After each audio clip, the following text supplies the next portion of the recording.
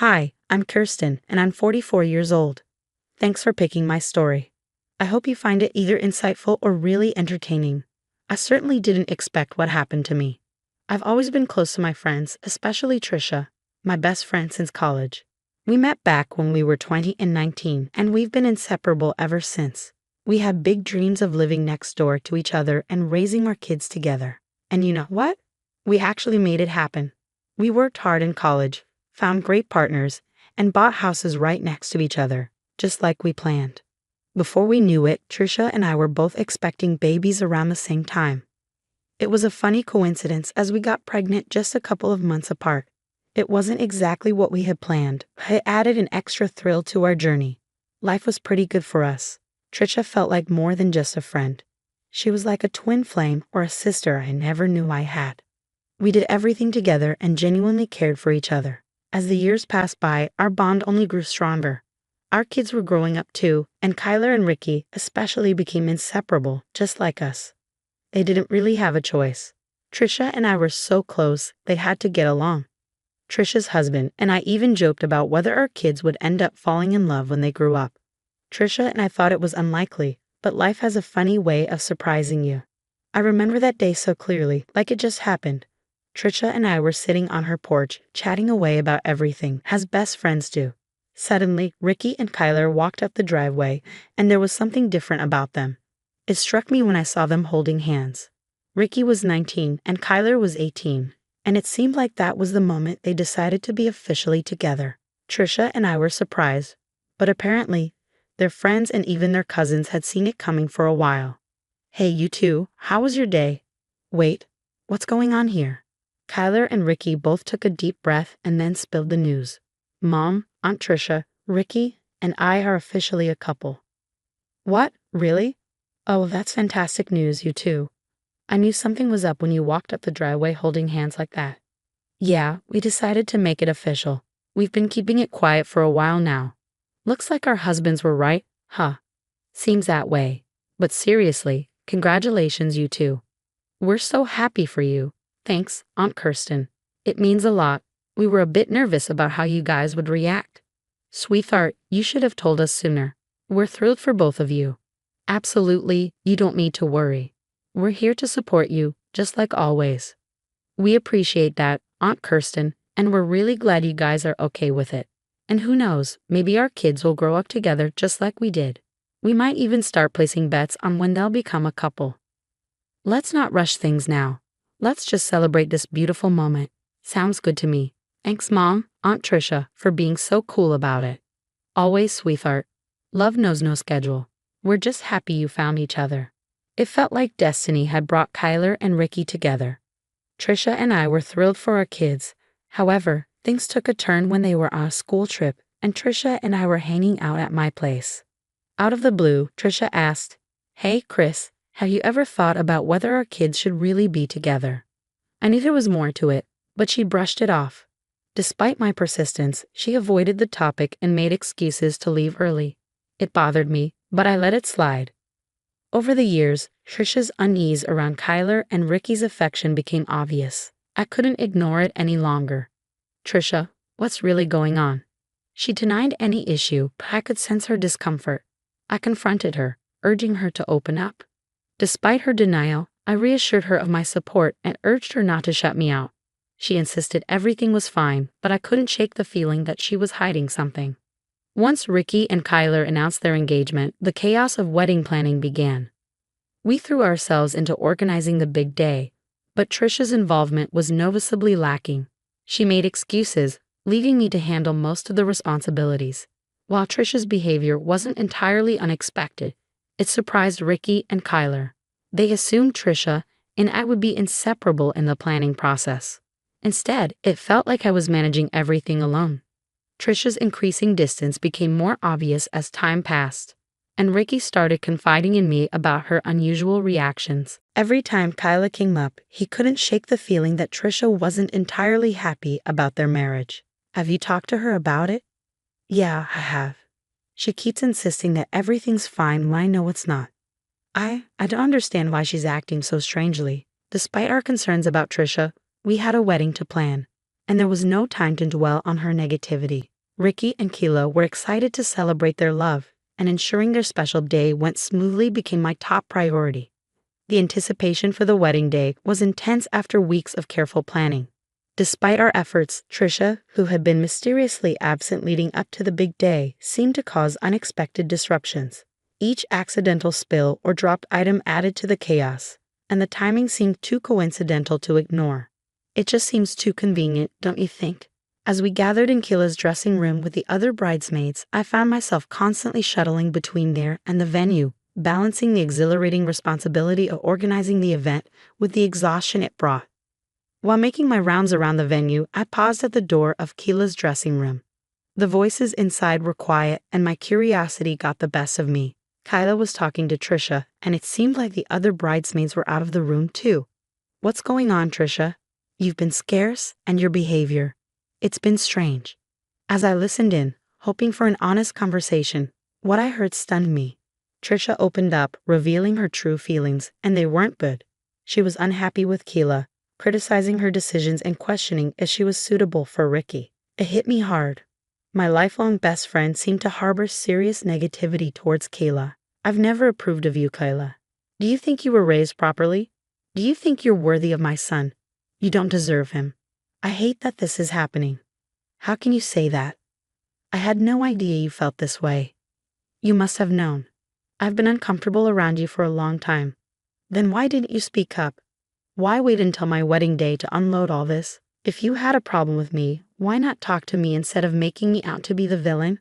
"Not a chance. I won't ruin my son's happiness because of my issues with you. Even if he doesn't see your value now, he will eventually." It was like a punch to the gut.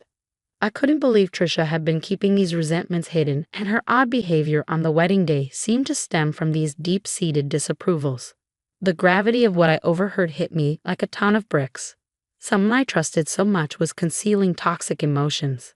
The joyous occasion of the wedding now felt tainted by this unpleasant truth. Feeling stunned and wounded, I had to decide what to do.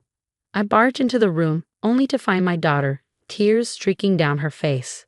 Seeing Keela in distress ignited my anger, and I unleashed it on Trisha, demanding to know what her issue was. I was seething with fury, feeling betrayed and wounded by someone I consider family. "What on earth is going on, Trisha? What's gotten into you? Are you out of your mind?" Trisha seemed taken aback, probably not expecting my abrupt entrance. I didn't care. I needed answers. The atmosphere in the room was tense, with everyone else remaining silent, likely shocked by the sudden confrontation. But I paid no heed to their reactions.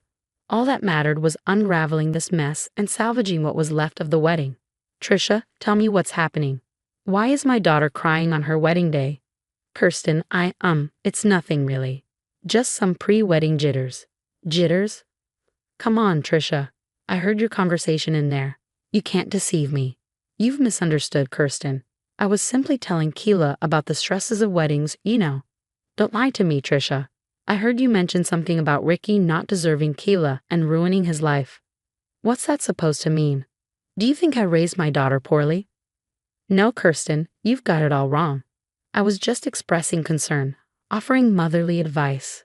"Motherly advice? Making my daughter cry is your idea of advice? Trisha, you're supposed to be my best friend. What kind of friend talks negatively about their bestie's daughter on her wedding day?" "Kirsten, I had no more excuses. Trisha, you've been a terrible friend, and I won't tolerate you ruining my daughter's special day. If you can't be happy for her, maybe you should leave." We continued arguing, and Keela was attempting to fix her makeup.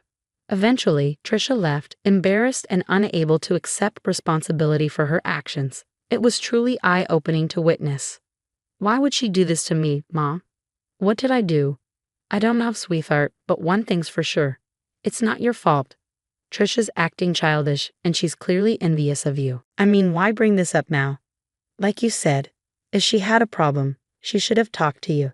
But she knows her excuses for disliking you don't hold water, or else she wouldn't have behaved so terribly." Kyla shed a few more tears, and I reassured her that everything would be all right. Then, I had a sudden idea. "I just thought of something. We're going to teach that woman a lesson, but only if you're okay with it," I said, seeking Kayla's approval. I outlined my plan to expose Trisha's true nature, which immediately lifted Keela's spirits. She agreed it was a perfect plan and urged us to act swiftly to give Trisha a taste of her own medicine. With the plan in motion, we proceeded with the ceremony, trying to maintain a sense of normalcy. Throughout the event, I kept an eye out for Trisha, who appeared increasingly uncomfortable. Good. I was pleased to see her squirm, but she was about to feel even more uncomfortable. As Kayla and Ricky exchanged vows, the atmosphere relaxed, and people began to enjoy the festivities. That's when I sprang into action. I approached the DJ booth and requested the microphone and controls for a few minutes, explaining that I had an important announcement to make. With determination, I took charge of the microphone, signaling for the music to stop. A hush fell over the room as all eyes turned to me. Trisha, standing in the corner, looked visibly nervous. I began by thanking everyone for being part of the special day, but hinted at an unfortunate revelation. Ricky looked puzzled as I addressed the room about Trisha's recent behavior. I described her negativity and expressed my disappointment. Recently, I discovered something that deeply saddened me. It turned out that my supposed best friend of 20 years had been nothing but cruel to my daughter, making her cry just moments before she walked down the aisle. Gasps filled the room, and Trisha looked shocked, but she was about to be even more surprised by what I had on her. The tension in the air was palpable as I believed I had undeniable proof of Trisha's actions. With a dramatic flair, I revealed an audio recording from my Bluetooth earpiece, capturing a conversation between Trisha and Keela. People gasped as the harsh words reverberated through the venue. You see, as the event planner, I wore an earpiece and carried a clipboard, bustling around the venue. I made it a habit to record my conversations so I could listen back later and plan the wedding accordingly. Even on the wedding day, this setting was still on, thank goodness. Without it, I wouldn't have the standing audio recording. Mom, is this true? Did you really say those things to her? I can explain. How could you do that to Keela on our wedding day? Ricky, honey, I didn't mean for things to escalate like this. I was just worried. Worried, Mom? Kyla and I have been together for years. She's my partner, the love of my life. You had no right to question that on our wedding day. I know. There's no excuse. Do you really think you can talk about Kayla like that and then act like everything's fine? Ricky, please try to understand. I didn't mean it. Trisha's face turned several shades of red as the recording played for everyone to hear. She looked like she wanted to disappear. Ricky's scowl deepened, clearly disgusted by his mother's behavior. The guests were stunned, many of them glaring at Trisha as I stopped the recording after letting it play a couple of times. The room fell into silence. You could hear a pin drop, and Trisha's nervous gulp was audible. How could you do this to me? You did it to yourself, Trisha. You're despicable, and I'm relieved to finally see it. I'll never forgive you for this. Fine, because we'll never forgive you either. Security, please escort her out. What? Why? You're really going to kick out your own mother? We'll discuss this later, Mom. I'm still deeply hurt. I think it's best if you leave. I can't believe this. You're trying to ruin my life. Believe it, Trisha. No one gets away with making my daughter cry. Now go. As the commotion settled and Trisha attempted to garner support from the crowd, I felt a whirlwind of emotions. Part of me was furious, not just at Trisha, but also at myself for missing the signs earlier. I prided myself on being a vigilant and supportive mother, and failing to see Trisha's true nature for so long left me feeling terrible. Trisha tried to justify herself, but I wasn't interested. She had plenty of time to talk to me about whatever was bothering her. But she chose to do it on a day meant for joy and happiness, clinging to her excuses for as long as she could. Leave now, Trisha. Kayla, Ricky, and I will listen to you when we're ready. She had months to come clean, but she chose to disrupt a day meant for celebration with her grievances. Determined to dispel the negativity and salvage the celebration, we pressed on with the festivities. Finally conceding defeat, Trisha chose not to further embarrass herself and cooperated with the security guards to leave. Despite feeling foolish for not seeing through Trisha's facade earlier, there was a strange sense of relief in finally seeing her true colors. Someone who deliberately tries to ruin a wedding, especially one involving their own family, lacks basic decency and empathy. After Trisha's departure, the wedding resumed. Although there was some lingering awkwardness, the genuine love and joy of Keela and Ricky helped to lift everyone's spirits. The couple radiated happiness, overshadowing the negativity Trisha had attempted to inject into their special day. As the hours passed, we continued to enjoy ourselves, despite Trisha's attempts to reach out to me through calls, all of which I declined. I sent her a firm text indicating that I wasn't ready to speak with her. Her actions towards my daughter on such an important day were unforgivable. Even Trisha's husband appeared visibly upset, choosing to leave the wedding early, presumably to have a serious conversation with her. I didn't know how things would unfold, nor did I particularly care. My priority was supporting Keela and Ricky, ensuring that despite the hiccup, their wedding day remained a cherished memory for them. As the night wore on, I couldn't shake off the anger and disappointment at Trisha's betrayal. I made a vow to shield my daughter from any future harm, even if it meant severing ties with someone I had considered a best friend for years. Trisha had chosen her path, and I had chosen mine, one that prioritized the happiness and well-being of my family over toxic relationships.